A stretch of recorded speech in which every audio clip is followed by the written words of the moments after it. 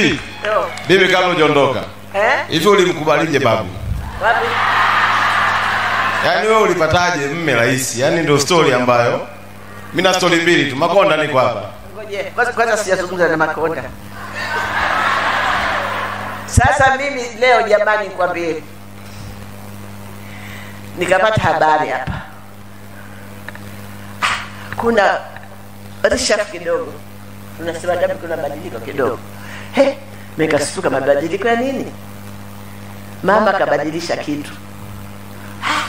Kabadilisha ni ya uchaguzi kwa kishukutwa huyu mamangu. Na umwambia wewe mtu. Basi nikapata habari kwamba huyu bwana na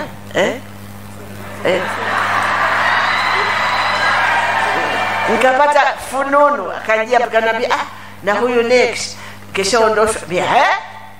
Listuka sana. Kumezidi nini?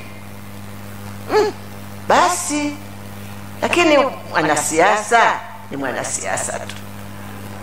Hapo nikapata habari na mimi kama nakumbuka hayo yapo. Lakini nilikuwa nataka kusema neno moja tu, sijui niseme siri hivi. Okeze. Tunaye na Makonda, tunaye mkoa huu.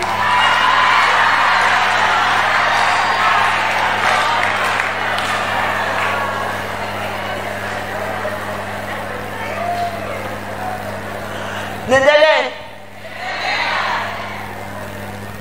Tunaye na Makonda, tunaye mkoa huu. Tutamwendeleza, tutamvika koti, tutamvika viatu, tutampeleka kwengine akatuseme.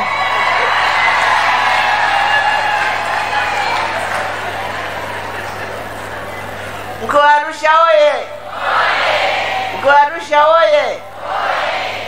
Nashukuru na namshukuru Makonda na wenziwe wote kutualika sisi kuja hapa kuonana na nyinyi, lakini msitusahau kwa Makonda hayo. Makonda tunaye na tuwe naye. Kwa heri. Asanteni sana. Simshacheka. Zaidi Makonda, ujambo? Basi. Ujambo? Siama bibi. Nilikuwa na wanaambiaje?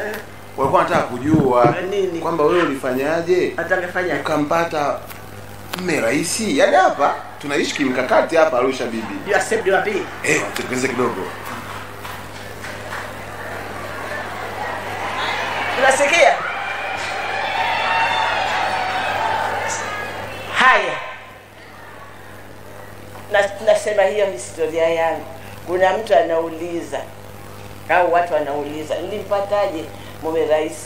Labda nyie ndio mnaolewa na marais, sisi hatukuolewa na marais. Sisi tuliolewa na viongozi waliokuwa kaitafuta nchi, na wao ndio wakafika kwa urais, lakini sio marais, walikuwa viongozi wa nchi.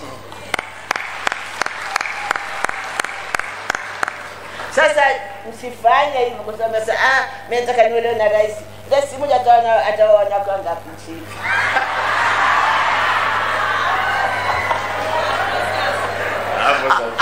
Hapo sasa.